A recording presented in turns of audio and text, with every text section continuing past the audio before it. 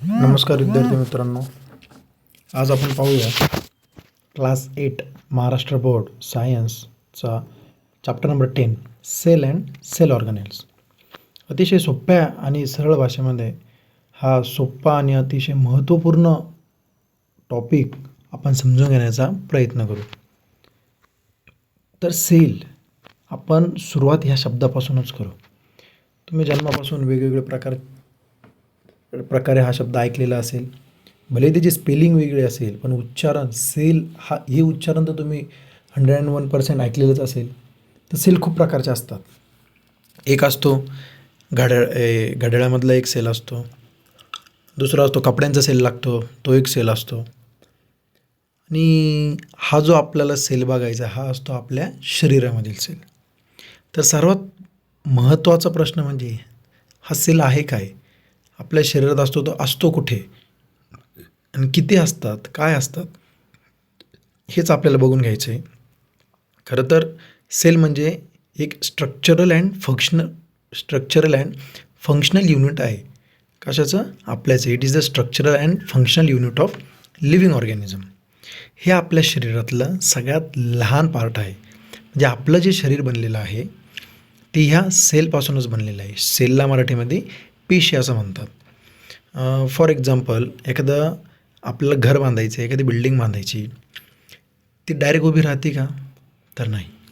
ती एक वीट, मग 2, 3 अशा प्रकारे एकावर एक वीट रचत मग त्याची भिंत तयार होते, भिंतीचा वर्ग तयार होतो, भिंतीचा एक रूम तयार होतो, रूमचं घर तयार होतं, घराची बिल्डिंग तयार होते. त्याच प्रकारे आपलं शरीर बनलेलं आहे. आपल्या शरीरामध्ये सर्वात लहान जो पार्ट आहे तो म्हणजेच हा सेल. तर हा सेल आपल्या शरीरासाठी किती महत्त्वाचा आहे बरं? जसं एका बिल्डिंगला उभं राहण्यासाठी एक वीटची गरज आहे, तसं आपल्या शरीराला एका सेलची गरज आहे. तर आपल्या एका शरीरामध्ये किती सेल असतात बरं? तर अनकाउंटेबल, ते मोजताच येत नाही, इतक्या प्रकारचे सेल असतात. इतक्या म्हणजे किती? भरपूर. तर त्यात कोणते टाईप असतात बरं? आपल्या आता स्किन आहे, स्किनवर जे असतात त्याला स्किन सेल्स म्हणतात. ब्रेनमध्ये जे असतात त्याला ब्रेन सेल्स म्हणतात. असेच आपल्या लिव्हरमध्ये असतात त्याला लिव्हर सेल, नर्वस सिस्टीममध्ये असतात नर्वस सेल. असे जवळजवळ 200+ आपल्या शरीरामध्ये काय आहे? सेल आहे. बरोबर. तर मेन 2 टाईपचे सेल असतात. सेल हे फक्त सजीवांमध्ये आढळतात. कोणामध्ये आढळतात? सजीवांमध्ये. तर सजीव फक्त मनुष्य सजीव आहेत का? तर नाही. मनुष्य हा एक ॲनिमल आहे. त्या ॲनिमल्समध्ये जेवढेही प्रकारचे सेल येतात, मग ते पशु, पक्षी, प्राणी, आपण ह्युमन्स, हे कोणीही असो, हे सर्व कशात येतात? ॲनिमल सेलमध्ये. आणि उरले कोणते अजून सजीव? ते म्हणजे झाड, प्लांट्स. ओके. तर जेवढे प्रकारच्या झाडांच्या पेशी आहे, झाडांच्या प्रजाती आहेत, त्या सर्व प्लांट सेलमध्ये येतात. कशामध्ये? प्लांट सेलमध्ये. तर मेन सेलच्या 2 टाईप्स, कोणत्या? प्लांट सेल आणि ॲनिमल सेल. त्याच्यावरती जर आपण विचार केला की मेन काय म्हणजे सेल, ठीक आहे, प्लांट सेल आणि ॲनिमल सेल हे तर टाईप आहे, त्याच्यावरती काय? तर मेन जे आहे ते प्रोकॅरियोटिक आणि युकॅरियोटिक. 8th स्टँडर्डलाच तुम्ही चॅप्टर नंबर 1मध्ये लिव्हिंग अँड लिव्हिंग ऑर्गॅनिझममध्ये तुम्ही ते बघितलेलं असेल की सगळ्यात मेन टाईपचे 2 सेल असतात, एक प्रोकॅरियोटिक सेल्स आणि दुसरं युकॅरियोटिक सेल्स. तर ही जी प्लांट सेल आणि ॲनिमल सेल जे आहे ते युकॅरियोटिक्समध्ये येतात. बरोबर. तर आपण त्याचे टाईप्स बघितले, थोडक्यामध्ये समजून घेण्याचा प्रयत्न केला. सेल कुठं असतात? तर सेल आपल्या शरीरात असतात, प्रत्येक सजीवामध्ये असतात. किती असतात? अनगिनत असतात. एकापेक्षा 2पेक्षा जास्त सेल शरीरामध्ये असले त्याला मल्टीसेल्युलर ऑर्गॅनिझम म्हणतात. आता आपण आहोत, जीव जंतू वगैरे बऱ्याचशा गोष्टी, ते सगळे कशात असतात? मल्टीसेल्युलर. पण असे काही प्राणी आहेत, असे काही इन्सेक्ट्स म्हणू शकतो आपण, बॅक्टेरिया म्हणू शकतो, की जे फक्त सिंगल सेलने बनलेले आहेत. तर जे सिंगल सेलने बनलेले आहे त्याला युनिसेल्युलर ऑर्गॅनिझम म्हणतात. काय म्हणतात? Unicellular organism. राईट. त्याच प्रकारे मग आता सेल आहे, मग स्टडी ऑफ सेल काय कशाला म्हणू शकतो बरं आपण? तर study of cell is called as cytology. येते लक्षात? Study of cell is called as सायटॉलॉजी.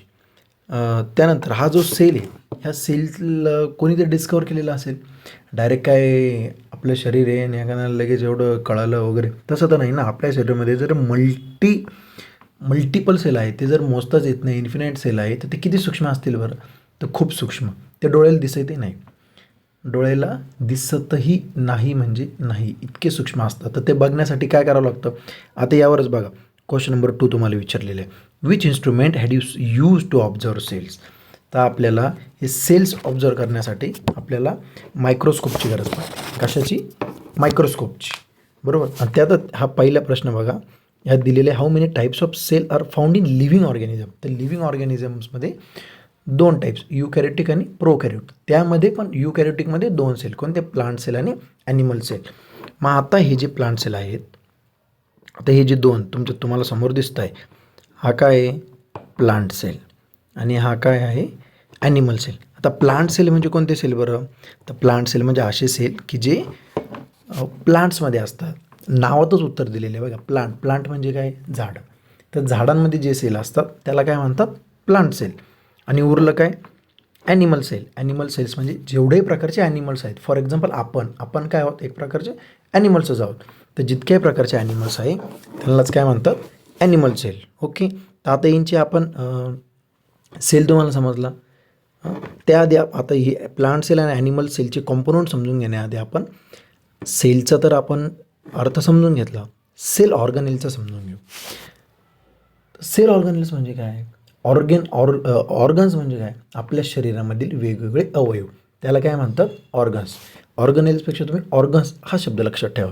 तर सेल, ऑर्गनेल्स, कोणाचे ऑर्गन्स? हे सेलचे ऑर्गनेल्स. फॉर एक्झाम्पल आता हा प्लांट सेल आहे, तर प्लांट सेलमध्ये काय आहे? वेगवेगळे ऑर्गन्स आहे. फॉर एक्झाम्पल हा काय आहे? मायटोकॉन्ड्रिया. काय आहेत? मायटोकॉन्ड्रिया. त्यानंतर ही जी तुम्हाला लास्टला एक जी बॉर्डर दिसते, ही अशी गोल बाहेरून जी बॉर्डर आहे, त्या बॉर्डरला काय म्हणतात? सेल वॉल म्हणतात. काय म्हणतात? Cell wall. आणि तशीच आतली जी परत बॉर्डर आहे, आतली, तिला काय म्हणतात? सेल मेम्ब्रेन म्हणतात. ओके. किंवा आपण त्याला प्लाझ्मा मेम्ब्रेन म्हणू शकतो. आता हे त्यानंतर एंडोप्लाझमिक रेटिक्युलम आहेत, त्यानंतर न्यूक्लिओलस आहे, न्यूक्लियस आहे, सायटोप्लाझम आहे, गोल्जी कॉम्प्लेक्स आहे, क्लोरोप्लास्ट आहे, व्हॅक्युल्स आहे.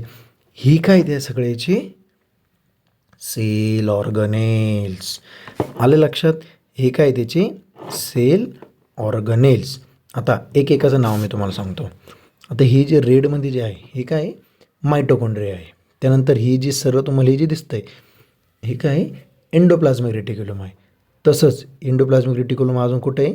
ॲनिमल सेलमध्ये इथं आहे, बरोबर. एंडोप्लाझमिक रेटिक्युलम तुम्हाला समजलं, मायटोकॉन्ड्रिया तुम्हाला समजलं. हे शेवटची तुम्हाला जी बॉर्डर जी सांगितली, त्याला काय म्हणतात? सेल वॉल म्हणतात. आणि आतली जी बॉर्डर आहे तिला काय म्हणतात? प्लाझ्मा मेम्ब्रेन म्हणतात किंवा सेल मेम्ब्रेन म्हणतात. तसंच ॲनिमल सेलमधली ही जी आउटसाईडची बॉर्डर आहे तिला काय म्हणतात? प्लाझ्मा मेम्ब्रेन किंवा सेल मेम्ब्रेन. ओके. त्यानंतर ही जी रिकामी जागा तुम्हाला दिसते, ही जी ग्रीन ग्रीन ग्रीन ग्रीन ही जी रिकामी जागा पूर्ण दिसते, यामध्ये पण थोडंसं फेंट येल्लोमध्ये जी जागा तुम्हाला दिसते, त्याला काय म्हणतात? सायटोप्लाझम म्हणतात. काय म्हणतात? सायटोप्लाझम. त्यानंतर इथं हे जे तुम्हाला दिसतं आहे, याला काय म्हणतो आपण? गोल्जी कॉम्प्लेक्स म्हणतो. काय म्हणतो? Golgi complex. त्यानंतर हे जे तुम्हाला मोठं असं गोल दिसतं आहे, ते काय? व्हॅक्युअल्स आहे. काय आहेत? व्हॅक्युअल्स. त्यानंतर हा तुम्हाला असं गोल इथं एक काहीतरी दिसतं आहे, ते काय आहे? क्लोरोप्लास्ट आहेत, बरोबर. अशा प्रकारे आपण प्लांट सेलमधले तर सर्व पार्ट्स बघितलेत.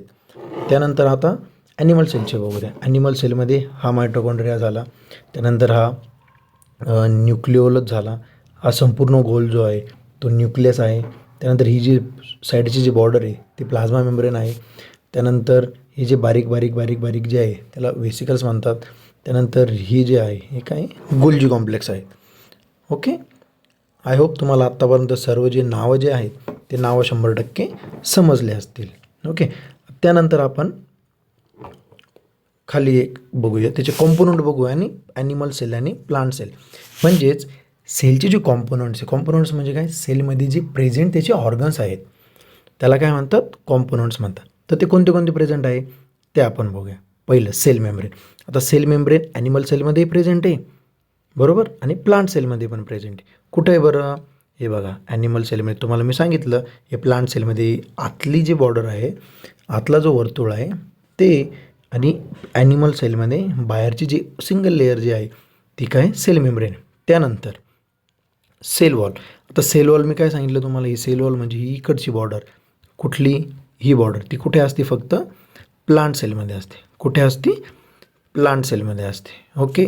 So cell wall is cell wall is absent in animal cell while present in plant cell. Okay. त्यानंतर अशी कोणती गोष्ट आहे बरं की जी ॲनिमल सेलमध्ये प्रेझेंट आहे आणि प्लांट सेलमध्ये ॲबसेंट आहे?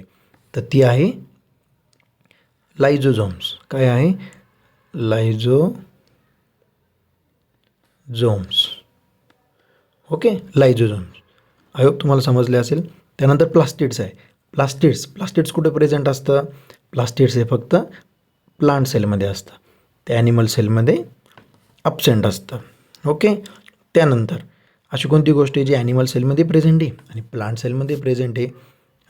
तर ती आहे एंडोप्लाझमिक रेटिक्युलम. त्याचा शॉर्ट फॉर्म काय आहे? ER, endoplasmic reticulum.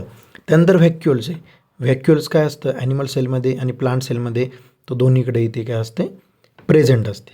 त्यानंतर गोल्जी कॉम्प्लेक्स पण ॲनिमल सेलमध्ये पण प्रेझेंट आहे आणि प्लांट सेलमध्ये प्रेझेंट आहे. त्यानंतर मायटोकॉन्ड्रिया पण ॲनिमल सेलमध्ये पण प्रेझेंट आहे आणि प्लांट सेलमध्ये पण प्रेझेंट आहे.